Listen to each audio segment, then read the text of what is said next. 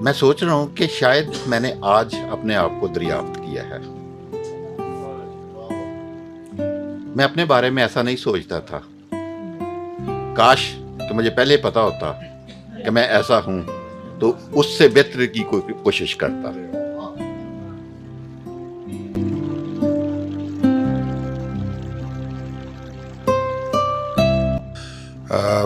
بالکل بلا تاخیر میں صاحب کتاب، صاحب تقریب، ان سے ہم باتیں سننا چاہیں گے کہ آپ کے بارے میں اتنا کچھ کہا گیا، اب آپ بھی ان کے بارے میں کچھ کہیں. حل جزاء الاحسان الا الاحسان. اور یہ کہ خاص طور پہ کہ کیسے آپ کو افسانہ کہاں نظر آتا ہے اور پھر کیسے اس کو آپ لکھ لیتے ہیں. آصف عمران صاحب سے گزارش ہے کہ تشریف لائیں.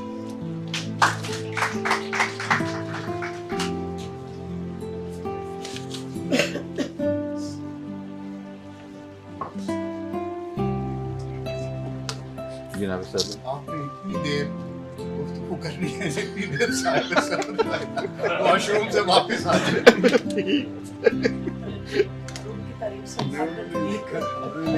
لکھا ہوا ہے، میں ہمیشہ لکھ کے پریفر کرتا ہوں. اس کتاب پہ آج جتنی گفتگو ہوئی ہے وہ سارا کچھ سن کے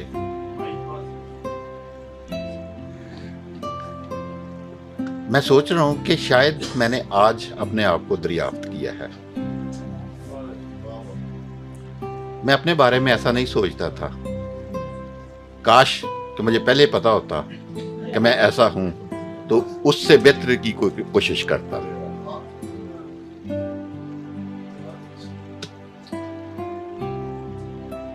بہرحال اب اتنی بڑی بڑی شخصیات میرے سامنے بیٹھی ہیں تو میں سوچتا ہوں کہ میں کیا کہوں گا.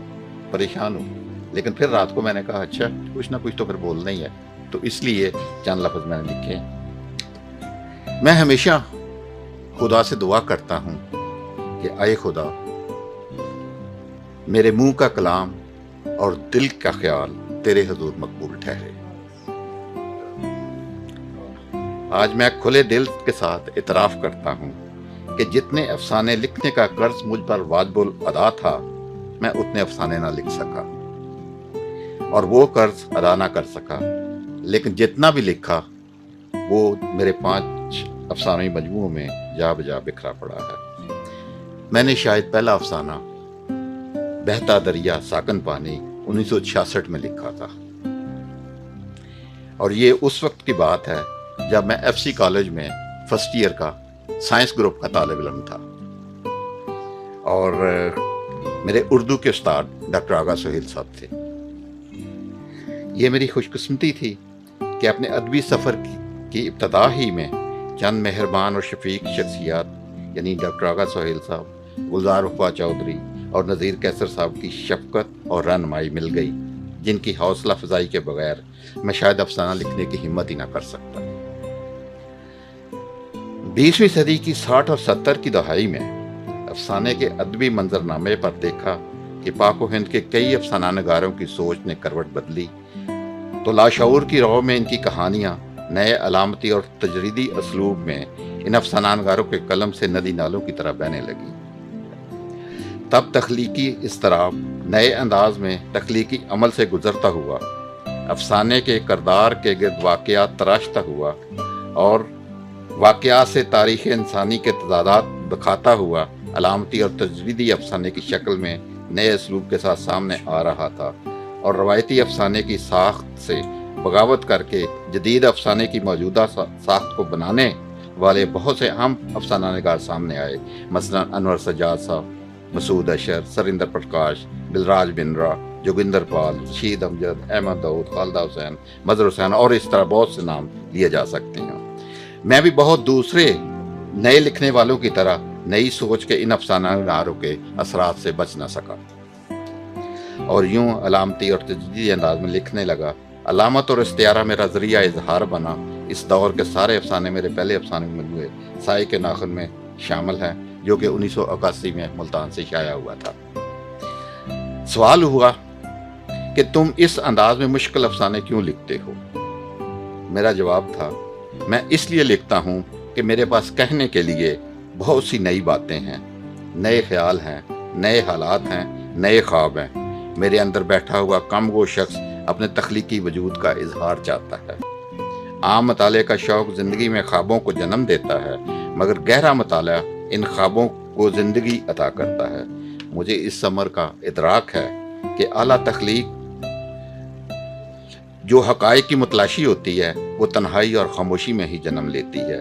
اسی لیے میں اپنے علامتی اسلوب اور تخلیقی نثر کے وسیلے سے اپنی تنہائی اور خاموشی اور خواب اور خیال کے سفر میں تخلیق کی منزلیں طے کر رہا ہوں۔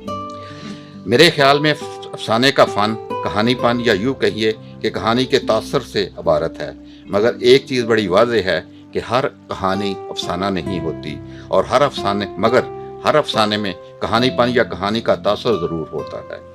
آج کے جدید افسانے میں کہانی پن سے نہیں بلکہ خیال کے تسلسل سے بنی جاتی ہے۔ اسی لیے جدید افسانہ لکھنے والے اکثر افسانہ نگار اپنی کہانی کی بنیاد وقوع پر نہیں بلکہ وقوع سے جنم لینے والے خیال پر رکھتے ہیں۔ وہ آزاد تلازمہ، خیال، استعارہ، علامت، تجریدیت، تمثیل، پیکر تراشی اور شعری وسائل سے کام لیتے ہوئے آگے بڑھتے ہیں، اور اپنے افسانوں میں فرد کی کائنات میں پراسرارتیت، لازوال تنہائی، باطن میں جنم لینے والے سوالات کے جواب کے متلاشی ہیں۔ اسی لیے آج کے افسانے میں احساس تنہائی، سناٹا، احساس محرومی، خاموشی ایک قوت بن کر سامنے آتی ہے جو فرد کو اپنے ہونے کا احساس دلاتی ہے۔ ایک عام واقعہ فکشن کی کہانی میں آ کر بظاہر عام ہو کر بھی عام نہیں رہتا، کیونکہ تخلیقی تجربے کی بھٹی سے گزر کر اس واقعے کی کیمسٹری ہی بدل جاتی ہے۔ تخلیقی عمل عام واقعے کو مخصوص تکنیک اور خاص اسلوب کی عود میں بیان کر کے اسے افسانہ بنا دیتا ہے۔ آج سے تقریباً 10 سال پہلے میرے افسانوی مجموعے لوح تحیر کے چھپنے کے بعد لوگوں کی آراء اور تاثرات دیکھ کر میں اپنے افسانوں اور قاری کے درمیان ابلاغ کو آسان سے آسان تر کرتے ہوئے ان کے درمیان کہانی پن کے تاثر کا پل تعمیر کرنے کی کوشش کرتا رہا ہوں، کیونکہ میں نے اپنے قارئین کی رائے کا احترام کیا۔ یہ بھی ایک ٹھوس حقیقت ہے کہ دنیا میں کسی چیز سے اختلاف نہ ہو تو چیزیں جامد ہو جاتی ہیں، بے حس اور ساکن ہو جاتی ہیں۔ نقطہ نظر کا اختلاف ہو تو گفتگو میں روانی پیدا ہوتی ہے، سوالات اٹھیں تو جواب سے مسائل حل ہوتے ہیں، اور کائنات کے نظام میں توازن قائم رہتا ہے۔ مگر آج کے مادہ پرستی کے دور میں ہم نے انسانی رشتوں میں اختلاف کی گنجائش ہی نہیں چھوڑی۔ عدم برداشت بڑا ہوا ہے۔ دوستی میں ذرا سا اختلاف آ جائے تو دوستی ختم ہو جاتی ہے۔ اپنے مفاد کی دیوار کو ٹھیس لگے تو دوسرے گھر کو جلا دیتے ہیں۔ انسانی رشتوں میں اختلاف آ جائے تو رشتے ختم۔ کسی کے ساتھ محبت ہے تو ذرا آپ اس کے ساتھ اختلاف کریں تو سب روٹھ جاتے ہیں۔ ہم لفظوں سے ڈرنے والے لوگ ہیں، لفظوں کے ستم گزیدہ لوگ۔ یہ وہ حالات ہیں، وہ ماحول ہے، وہ سوچیں ہیں جو میرے چاروں طرف پھیلے ہوئے ہیں، اور ان میں رہتے ہوئے میں اپنے افسانوں کو اس مواد اور اسلوب اور تکنیک سے لکھنے کی کوشش کرتا ہوں۔